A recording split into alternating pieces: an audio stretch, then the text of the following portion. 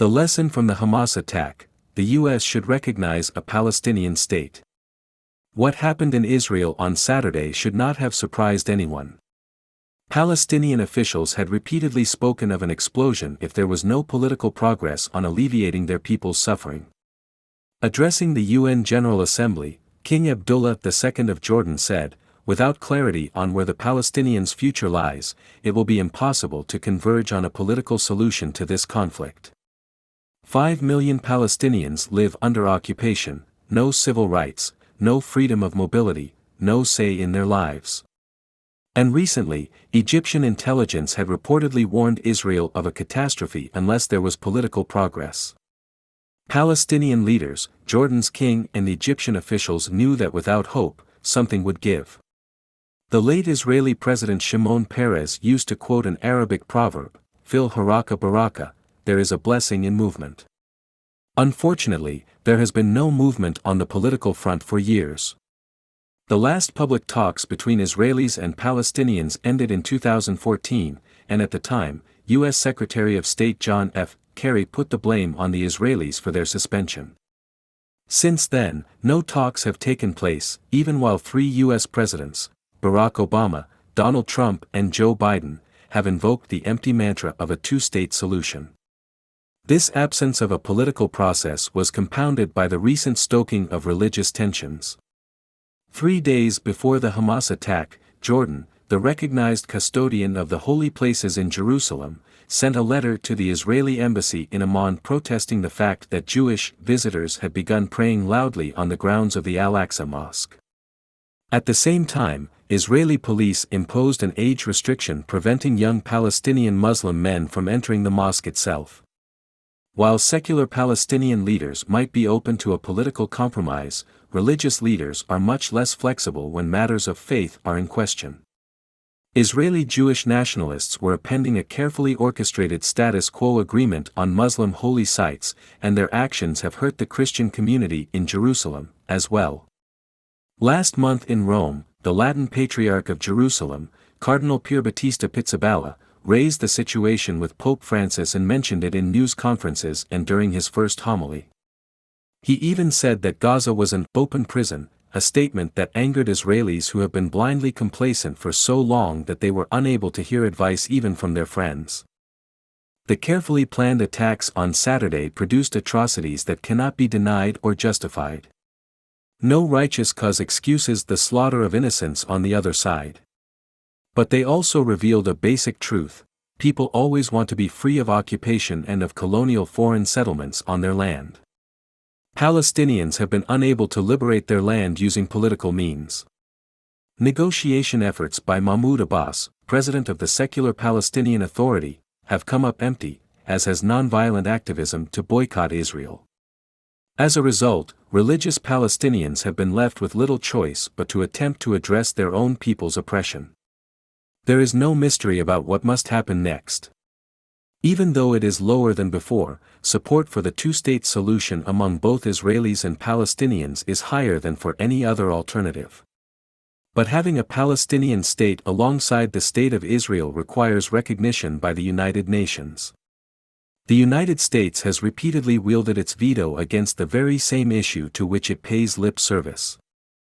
As soon as the violence ebbs, President Biden should courageously recognize an independent and democratic Palestinian state living in peace side by side with a secure Israel. Such a move would need no congressional blessing. Once a Palestinian state under occupation is recognized by the UN Security Council, productive talks between representatives of the State of Israel and representatives of the State of Palestine can then begin in earnest. This kind of proposal might seem fanciful at the moment, but there is no other way forward.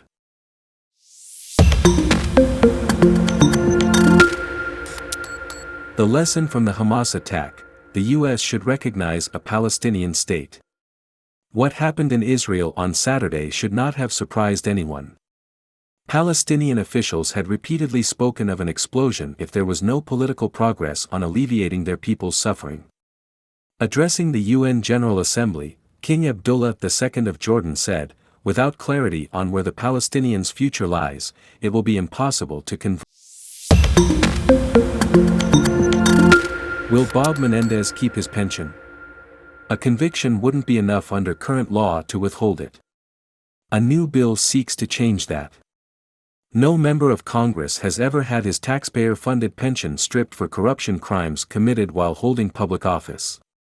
That could change, as the Manhattan U.S. Attorney's Office unsealed an indictment Friday charging Senator Bob Menendez, D.N.J., with accepting hundreds of thousands of dollars in bribes from 3 businessmen. Mr. Menendez said in a statement that he is the victim of a smear campaign. A lawyer for the senator's wife, who was also indicted, said she denies any criminal conduct. It isn't the first indictment for Mr. Menendez, against whom the Justice Department dropped earlier charges in 2018 after a mistrial. Nor is Mr. Menendez the only sitting lawmaker to face indictment on corruption charges.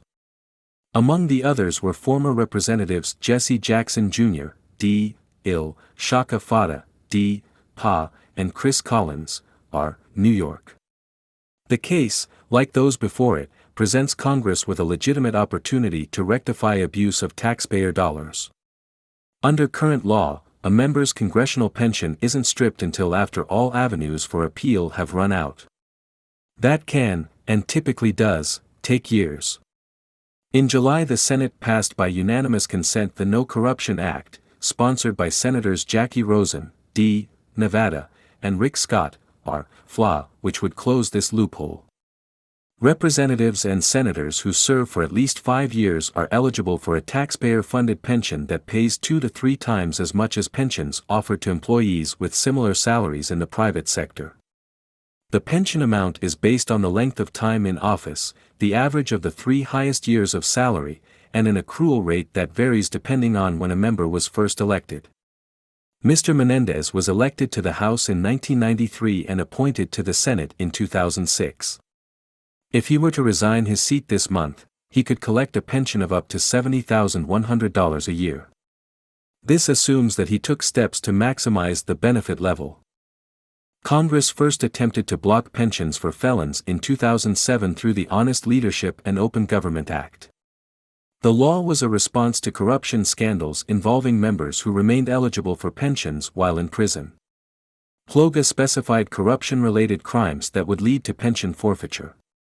The Stop Trading on Congressional Knowledge Act of 2012, STOCK for short, specified additional crimes. But the pension stripping provision doesn't kick in until final conviction, after all opportunities for appeal have expired, so there is an incentive to keep filing appeals to collect the pension. I work for an organization that tracks federal spending and have followed this issue for years. I have yet to confirm that any member of Congress has ever had a pension stripped due to a criminal conviction. Members originally charged for crimes specified in the HLOGA or STOCK Act have struck deals with the Justice Department for reduced charges. Former Representative Corinne Brown, D. FLA, was convicted in 2017 on 18 felony counts, including wire and tax fraud, conspiracy and lying to federal investigators.